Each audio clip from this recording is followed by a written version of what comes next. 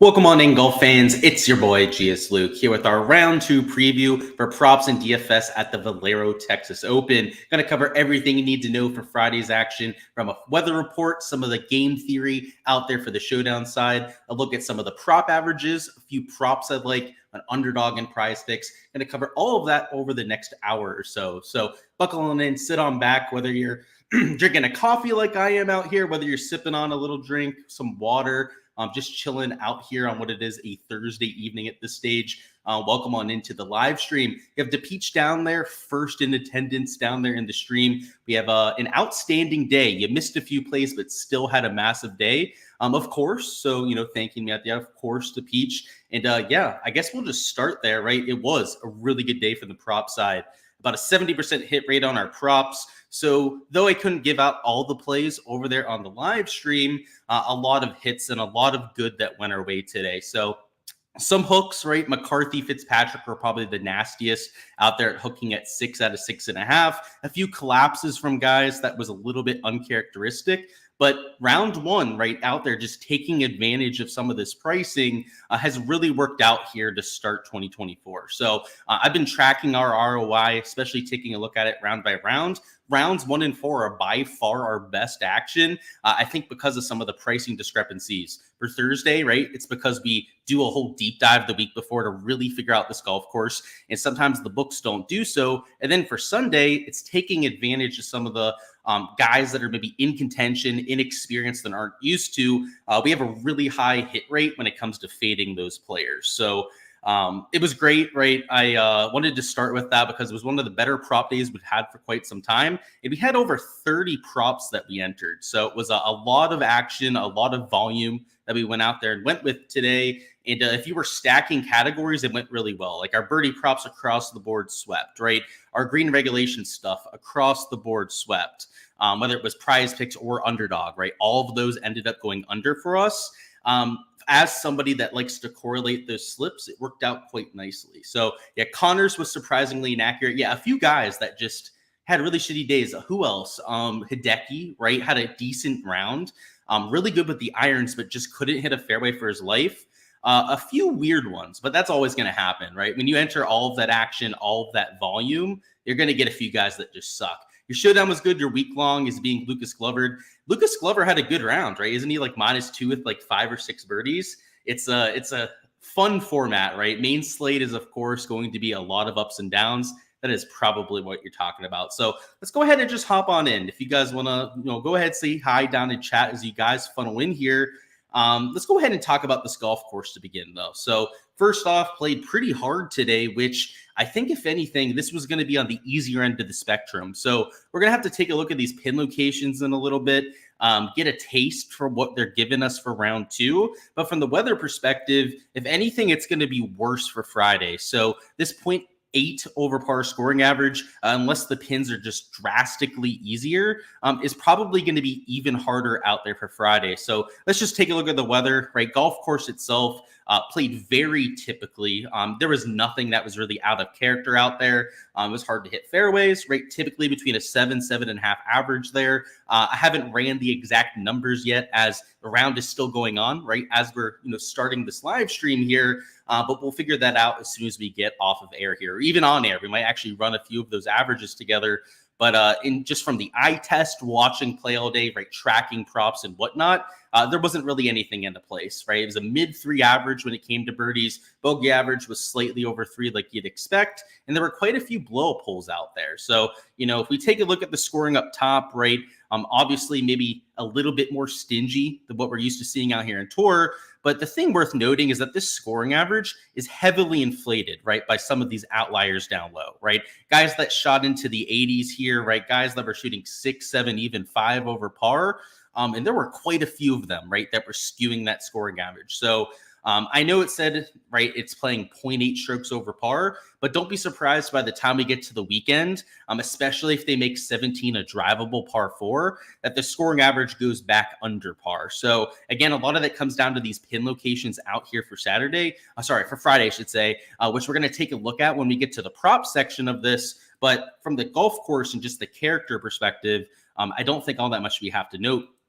But for the weather side, we could see a little bit of an edge out here. So when we were taking a look at this yesterday, right, trying to find an edge for rounds 1 and 2, right, we went after some of those PM/AM guys, right? It looks like this afternoon they were going to get slightly better conditions.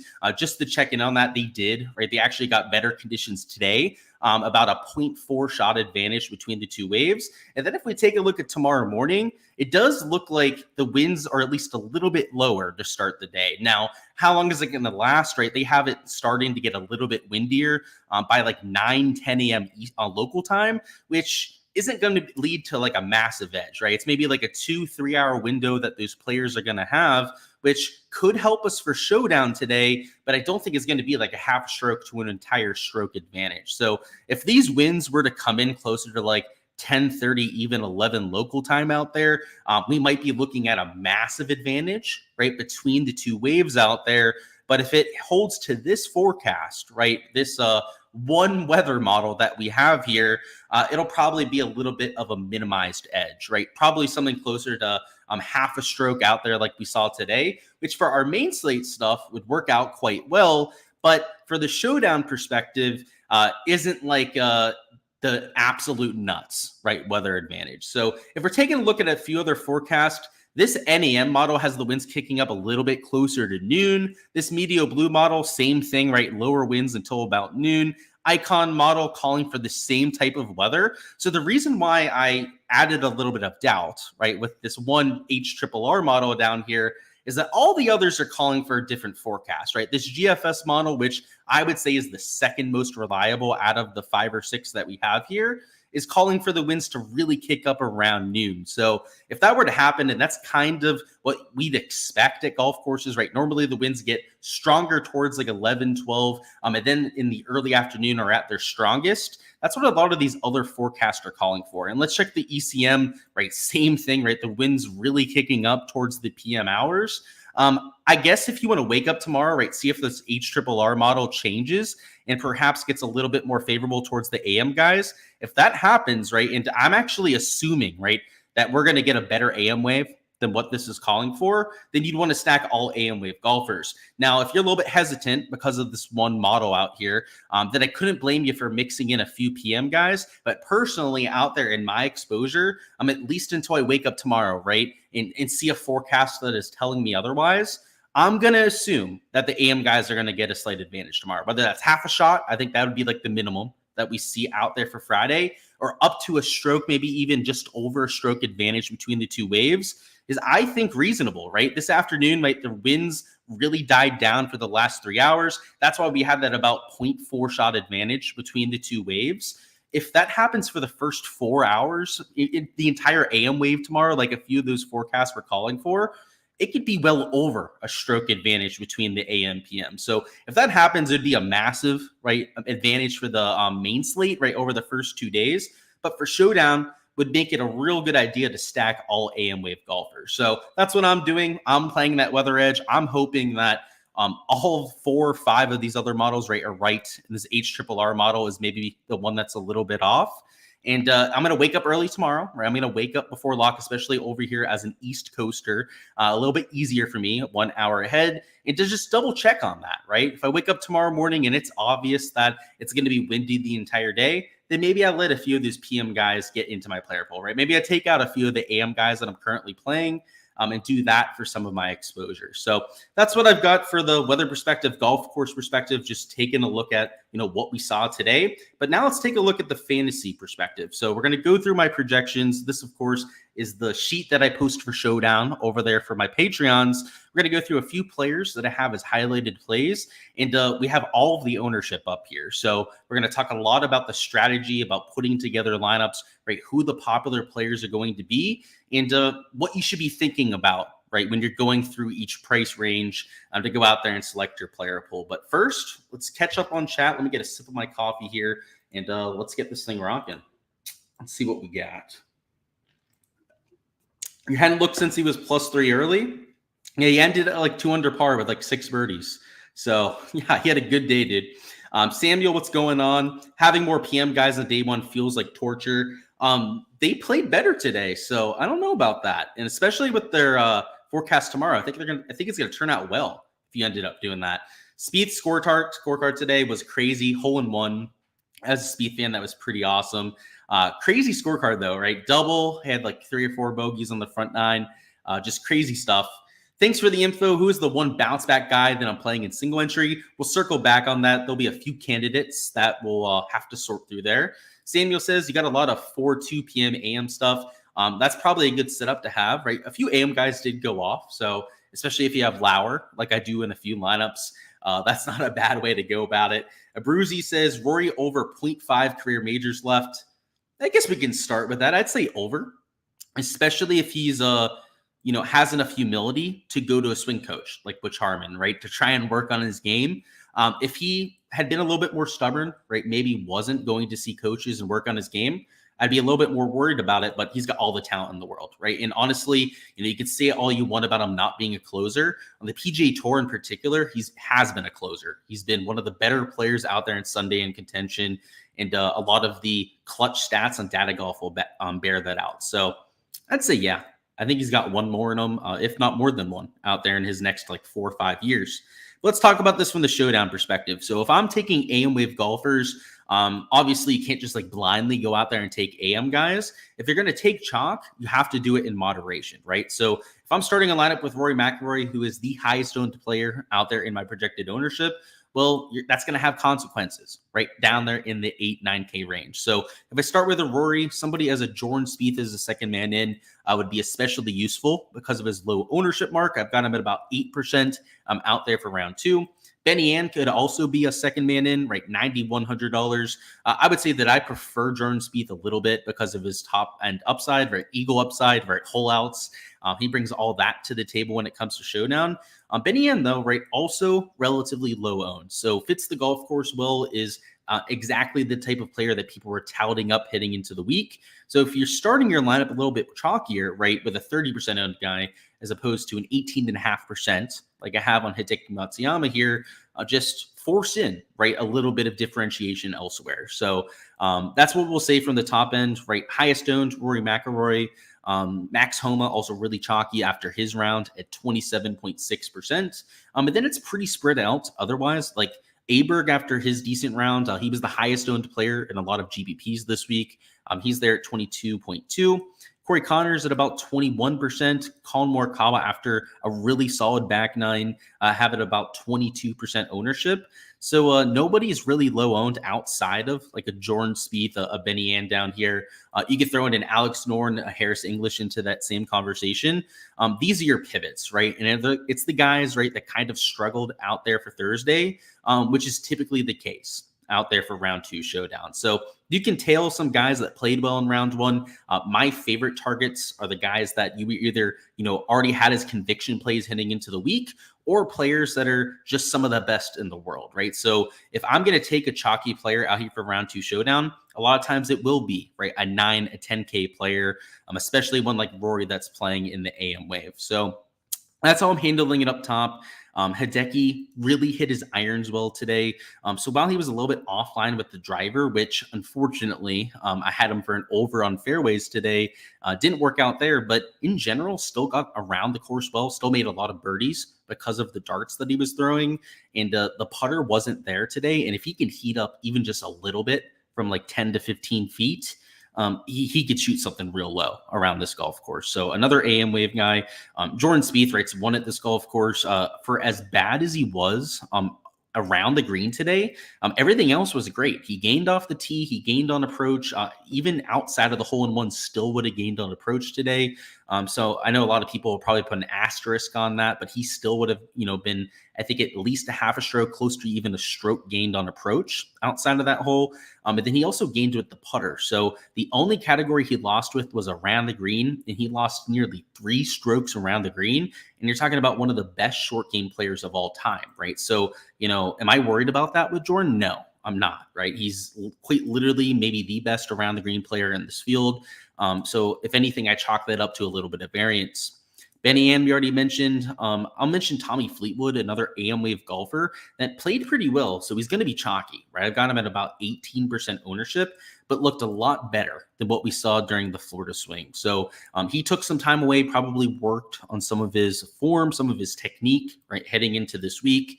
And based on what I saw from the eye test today, as a player that I'd be willing to go out there and back for round two, even at slightly higher ownership, right? So, if I'm starting Rory and then going Tommy Fleetwood as my second man in, two plays that I do really like for tomorrow, I'm just going to have to differentiate with my last four spots, right? I'm going to have to think about ownership. I can't really take, another super chalky guy in that lineup, or else we're going to start to run into leverage issues. Not necessarily like duplication issues. Like that is maybe not as common out there in a sport like Showdown golf, especially for like round two Showdown, where we still have 154 players to choose from, or sorry, 155 after the withdrawal by Patrick Rogers. Actually, weren't there more withdrawals? I just realized towards like the end of the day, I saw towards the end there was like 3 withdrawals that two of them I don't even think I took out yet. So I guess I'll point that out now and I'll update it later. Taylor Montgomery withdrew. I'm not sure when that actually happened. I knew about the Patrick Rogers one, and then Trace Crow also withdrew. So obviously don't play these two. I didn't have them in my player pool, so it's not like I have to worry about them. But yeah, an update I'm going to have to make to the spreadsheet on Patreon after the stream here, because yeah, a couple people bitch quit out there this week, and I just realized, yeah, I'm on the projections tab. You can't see that, but yeah, a couple people did end up bitch quitting this week. Let me catch up on chat, then we'll get back to some of the plays I like. If Spieth is actually 8%, he's going to be in all your single entries. After a round like today, especially with the guys around him, at most, and maybe in single entries, you'll get them a little bit higher owned to some of them just due to variance. I would say like at most 14% owned, right? So you're going to get them maybe between 5 to 15% in all the contests. And yeah, I think 8 to 10% would be the honeypot range, right? He'll be single digit in most of the contests out there. And it's all because of the leaderboard, right? Everyone's going to want to play Max Homa, right? After his -4 round. Matt Fitzpatrick, Colin Morikawa, right? Guys that shot under par rounds are going to get a lot more attention from round two than Jordan Spieth. The main people that are going to play Jordan, right, are guys that are playing the weather edge, right? That are looking at the forecast, right? Hoping that the AM guys get the better side of it. If they do, Jordan Spieth, right, I think in higher dollar contests, I think in contests, right, that are maybe $50, $100 single entries and above, he might be like 15% owned, right? So that's why I give you that range for ownership. But in like a low dollar 20 max, he might be 5% owned, right? In one of those kind of GPPs. So I think with more fish, you're going to get a really low on Jordan Spieth. And I think with more sharps out there, you're going to get Jordan Spieth potentially into the double-digit range. So I know you said single entry there. Probably depends on the stakes that you're entering. Tom Kim hit any fairways. He hits, like 4 fairways today? Yeah, he was another one that had a weird day. It was him. Who else? Corey Connors, right, hit like no fairways. Hideki Matsuyama. Everyone else hit fairways, though, outside of those 3. Eckroat popping in your model. What do I think? I think it makes sense after a decent round, Francis, but I have to take a look at the shots gained. So give me a moment while I bring up Data Golf, and I'll give you an idea of how he projects for round two. And what we're looking for from Eckroat, right, is going to be tee to green play. And I can just say from the eye test, I'm sure it was there, right? Yeah, he gained 2.6 strokes on approach. He gained to 1.7 off the tee. I'm totally fine with it. Yeah, I mean, if your modeling is ball striking, right, over there from round one, I think that's the way to do it. And yeah, he would certainly pop in that kind of model. Akshay's 4.6 strokes on approach would probably pop too. Yeah, just saw that, right? Those 2 withdrew. Samuel says, besides Batia, who else impressed me today? Without just making it about shots gained, Max Homa did, right? Max Homa was in a 2-3 event slump, right? And then went out there and really looked under control today. And there were some windy conditions, right, in his Mac 9, and I believe he shot -2 on those last 9 holes. Max Homa looks like the old Max Homa, and that's really good for his prospects heading into Augusta. So that's kind of nice to see. Who else? I'm looking at the leaderboard, just trying to figure it out. Corey Connors, I have to say this, right? Corey Connors is won here twice. He shot -2, only hitting 3 fairways all day. That is mighty damn impressive. And he lost strokes off the tee, right? Only lost 0.3 strokes, but he had to hit a lot of shots that were hooking out of nasty lies in the natural area. He had heavy rough lies where he had to hit hooks out of them and was able to do it somehow today. That was impressive. And I didn't think he had that kind of shot making, right, to go out there and move it both directions, hit it out of some nasty spots. And he proved me wrong today. So I faded him for the main slate. And if there was going to be a day where he blew up and missed the cut, it was going to be when he only hit 3 fairways, right, out of the 14, right? He's not that kind of player that can normally miss a lot of fairways and still shoot a good score, but he managed to do that today. So he impressed the hell out of me. I like Keith Mitchell for a bounce back, low owned for DFS. I think I have him at what, like 6.1% ownership. Let me give you the exact number. Yeah, 6.2% is what I have him at. Yeah, he's one of the guys we're going to talk about here in a second. Talk you off Martin Laird. Well, I have a sneaking suspicion that he's hitting the ball well, and it's going to be hard to get off him. Yeah, he gained 5 strokes on approach today. I don't know if I can talk you off him, other than the fact that he's probably still going to lose, right? 2 strokes with the greens. In terms of the putting or maybe even the around the green, right? He's probably going to lose at least 2 strokes every single round. So he's probably not shooting 6-7 under par, but with 5 strokes gained on approach, I mean, that's good for 3 under par right there. So it's, I don't know. I don't know if I can talk you off of him. Adam Scott struggled hitting fairways. Yeah, I didn't end up betting him today, so I wasn't tracking Adam Scott, but you're right. He did have a hard time hitting fairways, especially on his last 9 holes. He was all over the planet with the driver. It's something that I noticed. I think the cut's going to be +2, if I had to guess, Anthony. That's contingent on the wind staying up, right? It's supposed to be like 15 miles an hour for a lot of the day. If it's that 15 miles an hour, I do think it'll be at least +1, probably +2. Let's talk about this 8K range. If you guys have any specific players you want me to talk through, go ahead and let me know. But this 8K range down here is where I'm really trying to get different. So you have guys like Akshay Bhatia that are chalky, even Lucas Glover, who I am actually playing for round 2 Showdown, right? You can't be playing all these chalky guys. So you have Eckroat there at 14.1%, right? So if you're going to tail that ball striking performance, he is going to be relatively chalky. Guys like Brendan Todd, you shot a -6 round, right? I've got it at 11.1%. Pretty much all the guys that shot -3 or better are all coming in at really high ownership marks. And the reason for Lucas Glover being near 17% is he was chalky heading into this week, right? For the main slate, goes out there and makes like 5 birdies, solid AMT time. I can tell you right now that Lucas Glover is going to get a lot of attention out there for Showdown. So I'm playing him for round 2. I'm still taking that ownership. Now, if I'm taking him, right, I'm probably not pairing him with a starting combination of like Rory and then Tommy Fleetwood as my second man in. Right now, if I started like Rory and then took Jordan Spieth, right, for a little bit of leverage in the 9K range, then maybe I can take somebody as Lucas Glover in the 7K range at a slightly higher ownership mark. So it's all about your lineup construction when you're going out there and putting these players together, especially if you're only entering 20 lineups, right? With a 150 max, I usually do an optimizer when I'm 150 maxing for a main slate. I'll probably enter 20 to 30 lineups for round 2. I'm out there for the Showdown perspective. So I'll build a lot of them by hand, right? So I won't be out there just like mixing and matching players, right? I'm going to be thinking through all of this game theory when I'm putting together lineups. So just a few things to keep in mind, when I'm talking up specific plays, because like Lucas Glover, for example, is only going to be in a certain subset of lineups because I can't use him with a lot of that chalk up top. He already talks about Keith Mitchell a little bit, right? I already mentioned like him for a little bit of a bounce back. Tom Kim, same thing. He's only 5.5% owned. I like him for a little bit of a bounce back. Adam Schenk played pretty well today, but not well enough to where he's going to be getting steamed up a whole lot there. So I've got him at about 5.1% right there. SH Kim, 1.2% owned. I'm a player that's really good from a Showdown perspective. Shouldn't get that much attention after a pretty average round, all things considered. Now we're down to the 6K range. I've got Bud Cauley in a few builds. He's about 2% owned. And in general, is a player that fits this golf course, right? Approach play around the green are really the main 2 things I'm looking at. So that's why I'm taking a look at him for a few of my lineups tomorrow.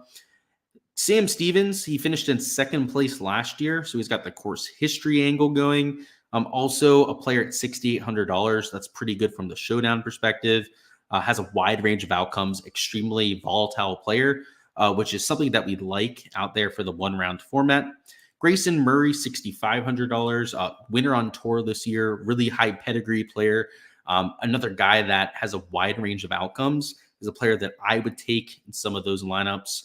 Hayden Buckley, $6,300, another guy that has a wide range of outcomes and fits the golf course well, right? He's an accurate driver, right? He's not super long off the tee, but being accurate really helps at this course. And he's really good with the wedges. And that's where a lot of your scoring opportunities come from. So he's been a little bit shaky over the last 3-4 months, but he has been better over the last 2-3 starts, which is encouraging for him. He's been a lot better than what we've seen in the past from Hayden Buckley. So hopefully he can continue that going. So those are a few plays that I'm taking. And what you'll notice is that all the highlighted plays, right? None of them are chalky, right? They're all like sub 5%. All right. Like Adam Shank's 5.1, like 6.2% ownership on somebody like a Keith Mitchell, right? Up top, I might be taking a few chalky guys like a Rory, a Tommy Fleetwood, but down low, I'm really going to be getting different to the field. So, of course, guys, on the Patreon, you can get access to this entire spreadsheet, see exactly who I'm playing, but there are a lot of extra chalky guys up here that I'm adding to lineups. A few pivots too, especially in that 9K range that I'm taking as pivots out there for Friday. But down low, it's just a whole bunch of pivots. And I know we only talked up like 5 or 6 down here, but there are just a lot of guys I'm mixing and matching down here. So just to, I guess, point out a few other guys that I think you might want to keep an eye on for tomorrow. Down here in like the lower 7s, like a Victor Perez, like he always spikes when it comes to the Showdown format, is I think potentially worth a few looks. Who else was it? Let's find at least one more. I want to give you guys at least one more like shout out here. Let's go down a little bit further. Let's go into the 6K range, give you one more value play. But like, and Adam Svensson's getting some ownership, but like, I wouldn't hate him for this sort of format, but he's not the guy I'm looking for down here. Let's find somebody else. Alexander Bjork had a surprisingly good day. It's good to see because he's a high pedigree player coming over from the DP World Tour side. But like an Alex Smalley, right? Like he's been playing horribly over the last month or so, but a player with a wide range of outcomes, extremely aggressive, that goes off early, is a guy you could take it next to no ownership out here for round 2. So that's it for Showdown. We're going to go through any last second questions when it comes to specific players. And after, talk some props. So hopefully we have a prop board on Underdog or Prize Picks. We'll have to see what we have at our disposal. If not, we can talk some Live Golf Miami. So I know we have prop boards for that on Prize Picks, maybe even on Underdog. I haven't checked yet. And I'm going to be there at least for 2 out of the 3 days. I'm not sure about tomorrow yet. We'll have to see if I make it down there for that round.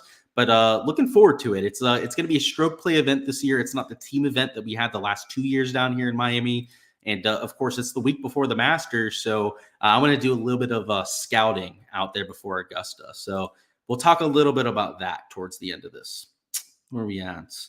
Will Benan make the cut? He's a +2, if memory serves me correctly. That's only one off the cut line, and that actually could be the cut line. So yeah, he could make the cut for sure. Smash a like button. Samuel said it, not me, but a much appreciated, Samuel. Yeah, go ahead and do that, guys. Smash that like button for me. Jake says, Mac Meissner. Well, I have to say, I played him for some main slate stuff. Didn't have the worst start by any means, but let me see what we got. So Meissner shot even par. He gained in all 3 tee to green categories, but lost with the putter. The one thing I'll say is I believe he's a decent putter. I'd have to do more research to back that claim, but at least if memory serves me correctly, he's somebody that can gain with the putter and has so far in the PGA Tour. I'm okay with that, right? He just lost strokes putting today. He was pretty good in all 3 categories elsewhere. Yeah, I'm okay with Mac Meissner. I don't think he's the best play, but he's certainly far from a poor play out there with that kind of stat profile. So let's go ahead and talk some props. So let me go ahead, bring up the PGA stuff. Let's see if we got anything on Prize Picks and hop on into this action. So I know Prize Picks does have a live board posted, so we can definitely go through that right now. But ideally, it'd be sick to have an Underdog PGA board. They're usually pretty quick about it. Doesn't look like they have one up right now, but let's let this fully refresh. And look at that. Just as we say that, looks like they're just loading in projections. They do have strokes posted right now. And a lot of guys at an even par projection, it looks like, or 71.5, right, at 0.5 strokes under par. It's interesting. It's definitely harder. They have these guys higher than round 1, which I think has undervalue, especially if you haven't gone through the pins yet. We're going to do that before we actually take any props. I'd also kind of want to run some averages, which we can do real quickly here on stream. But they have Ricky at 1 over par. Like, that's kind of disrespectful. Jordan at 1.5 under. That's actually maybe even a little bit low for Jordan. But like Bo Hostler at 0.5 over par. Now he's a PMT time, right? So like if I'm going to take an under, I prefer to be on somebody going off a little bit earlier. So, for example, if we're trying to find some undervalue here, right? Like Ricky, I probably wouldn't take because of how poorly he played. But a Tommy Fleetwood at 71, like maybe that's a lean that we potentially take a look at. Again, I'm not sure if I'm going to take any of these, but like a Hideki at 71, like maybe that's an under that we take a look at here a little bit later on. Who else? Tom Kim's at that same number, actually 0.5 higher, rate 71.5. Those are the kind of guys we're going to have to keep an eye on. So obviously, Prize Picks will end up posting the board over here at some point. But let me see if they posted any live golf stuff. So doesn't look like they have anything over here in Underdog yet. But on Prize Picks, we do have a full board when it comes to live golf. So when it comes to birdies or better, they have 4.5 for Rom, 4 for a lot of your other studs. We're actually going to do some research together here on stream when we start to talk live golf. But let's see what they have for strokes. 70.5 over there. I believe the par of the course. I don't even have to guess. Let's just bring it up together. I believe it's par 72, but let's double check that. So it's the Blue Monster, a course that I've played before. And yeah, it's a par 72. It's super long, 7,700 yards out there from the tips. It does have some easier holes. So like hole number 16, for example, is drivable for somebody like a DJ, some of your longer players in the field. Your par 5s are between like 575 and 600, but 3 out of the 4 are reachable if you're just somewhat long off the tee. So for like your bombers, some of your like elite tier putters, like a DJ that's long and a really good putter, I feel pretty decent about them making birdies around here. And I believe, excuse me, guys, I believe DJ in the past has had like a runner-up finish here, or maybe even won one of the PGA Tour events that they had here at Doral. So just based on that alone, what do they have DJ at? They do have him at the 4 birdie mark. Like he's the first lean, right? And then the other lean that, and I'm not sure if these are going to be 2 guys I take. There's a good chance. I want to look at the leaderboards at Doral for the last time that they played there. But Joaquin Niemann, right, was out there at 4 birdies. He's the best player in LIV by far. He's gaining over 3 strokes per round to the field. Already one of the best birdie makers over there on the LIV golf side. So those are my 2 leans right now. But let me take a look at their strokes. They're at 70.5 strokes. We need to find some Doral leaderboard stuff. So I honestly don't know how we're even going to find this. Golly, because it's from so long ago. So PGA Tour leaderboard. Oh, God. Hopefully, Google can help us out and with these code words can bring up a leaderboard. Because if not, I don't even know what the tournament was called the last time it was played there. So the Doral Open, I guess. Let's see. Doral Open leaderboard, and hopefully it brings up what we're looking for here, guys, because I have no idea what scoring was like here. They haven't played here for a long time, so the equipment is so much different at this point. I do know when they're playing for like the team event together that the scoring average is normally like even par. Like there are a lot of guys that blow up because of the water on the golf course, but I do know that you have some guys that go out there and shoot like 5, 6, sometimes even like 7 under par that you had for Bryson DeChambeau last Sunday. So it's I don't know. It's the kind of golf course where I feel like a lot of guys make birdies. And yeah, I can't even get it to come up. This is absolute bullshit. So we're just going to give up on that end. But let's just take a look at the scorecard, and I'll tell you guys what I'm talking about. So there are some really tough holes, right? Like 7, right? You have water in play in pretty much every hole here, by the way. So no matter which hole you're looking at, you're going to have some sort of water in play. So 7 is a long par 4 with water, right? Is absolutely daunting. Hole 2 is a pretty shitty hole. Like it's super long. Hole 13, long par 3 is not all that easy. Hole 18 is one of the hardest holes in golf. The tee shot is extremely intimidating. This is the kind of golf course where for strokes, I would be a little bit weary about it. So obviously, after we get the round 1 data, we're going to have a lot of stats to work with. But without a lot of stats or information to go off of, my first instinct here is to take like an over for birdies on somebody like a DJ and over for birdies like somebody like a Joaquin Niemann. And the other thing we have to look at here, right, is the weather down there. So let me go ahead and find that. So it's Trump Doral is probably the best place to get this to come up. Let's see. Yep. Okay. That should be right. That looks like Doral, Florida. Let's go to the HRRR model, which should be accurate down here. And yeah, conditions look beautiful for tomorrow. Next to no sustained wind. The wind gusts are pretty much non-existent as well. And temperatures are going to be pretty mild. So yeah, I'm going to have to get out there for tomorrow. I was thinking about only going Saturday, Sunday. If we're going to get weather like this, it's going to be beautiful out there. So yeah, it makes me like these two overs quite a bit over there for the Live Golf side. But let me see if they posted anything else over here in Underdog for PGA. So yeah, we have a more complete board over here on Underdog now.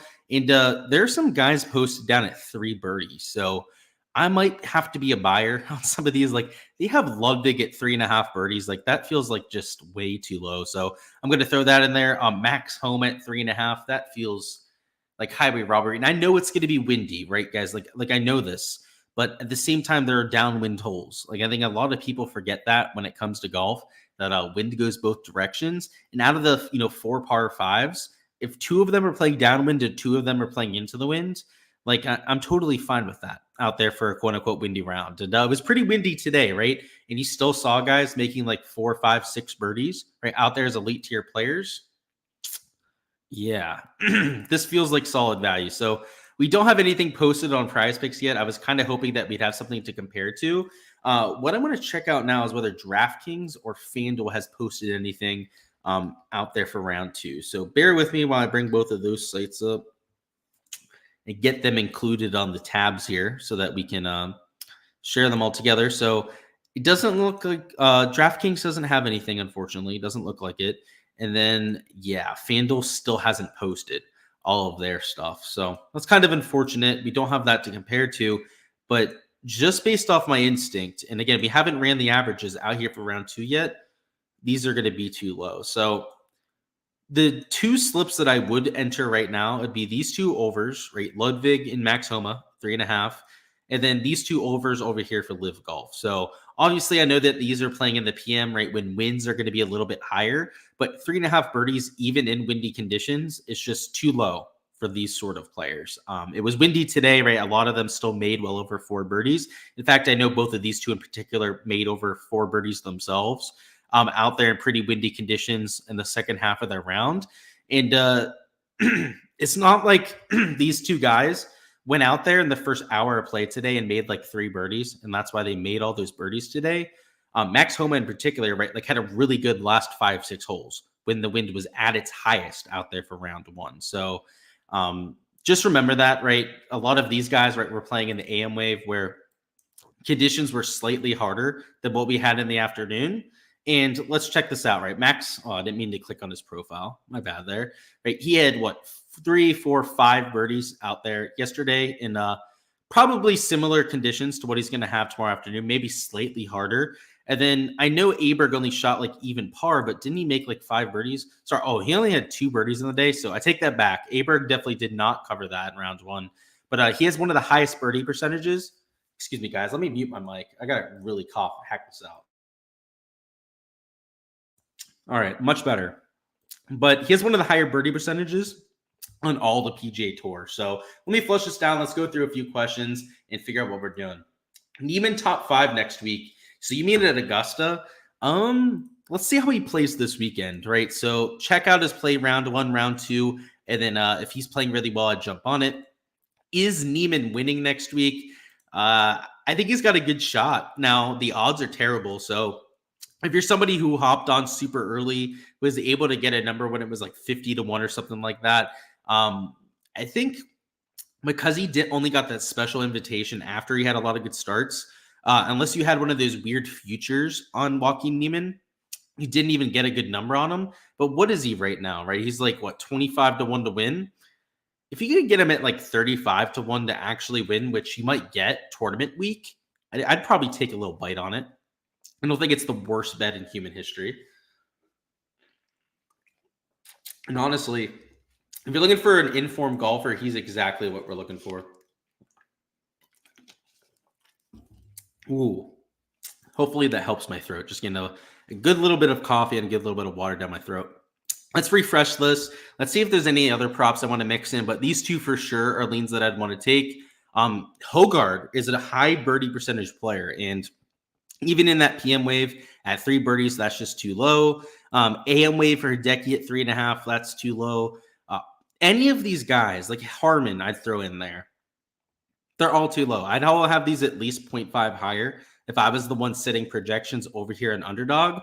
So that's the way that I would lean on this board. So like even a Rory at 4, I would probably lean over on, especially because he does have that morning tee time. But the one thing that people forget about windy conditions is that the birdie average does go a little bit lower, but oftentimes not as low as what people are expecting. And these wind conditions that they're calling for over there in TPC San Antonio. So let's go ahead and bring that up. I'll show you guys what we're talking through here. But they're not that much worse than today, right? Like the sustained winds at times today, right, were about 10, 15 miles an hour. Your wind gusts at times were like 25-mile-an-hour wind gusts. That's what they're calling for right now. The sustained winds are maybe a little bit worse out there for Friday, but I'm not sure it's going to be like this 9-day difference, right, between Thursday and Friday. So a lot of the averages that we had for Thursday, I think we can take a look at out there for Friday and try and take advantage of. So that's what I would look at over there on Underdog from the PGA side. And then for prize picks, I don't think we have a PGA board yet. So again, it was the over on DJ I was looking at, also this over on Joaquin Niemann. But again, if you want to inform golfers that Niemann's never played this course before, right? Outside of the team event. So doesn't have a lot of experience. But DJ at the team event has played really well at the Blue Monster. And again, Joaquin Niemann, some of the best form in the world at this stage. Two pretty safe plays to go over there and take for an over. So those are my two leans there. And yeah, unfortunately, we don't have a complete board. So as per usual, guys, all of my exposure that I'm taking for props is going to be posted over there on the Patreon page. And because I have multiple sports to break down, we're probably going to hop out of here a little bit early. So if there are any last second questions to go through them, if not, we're going to hop on out of here because I've got to deep dive, right? 2 full leaderboards out here, 2 full tournaments, and get my ticket out there for tomorrow at LIV. So let's see what's going on in terms of questions. And if not, we're hopping on out of here. Looks like we're good. I'm going to hop on out of here then. I got a lot to get done for tonight. For all that prop exposure, check out the Patreon, like I said, and best of luck out there for all of your Friday action. Whether you're playing props, DFS, best of luck to you. Hopefully you can take down a GPP or 2 on the DFS side. And for props, maybe make it another like 70% hit rate day. It should be a high volume day, especially because we have the 2 tournaments going on. So let's go out there and try and take advantage. The added benefit, both for Underdog and Prize Picks, is that with both sports to work with, we can mix and match them and get better payouts. So I believe on Prize Picks, you can still mix them and get like a full payout. On Underdog, you can definitely mix and match them and get a full payout over there. So hopefully they post LIV. If not, right, we'll do it over there on the PGA side. But on Prize Picks, when they end up posting a PGA board, right, that is something to look into. So obviously, because they didn't post it yet, we couldn't do it here on live stream, but we'll find leans over there on the PGA side that we can mix in with like an over on DJ birdies.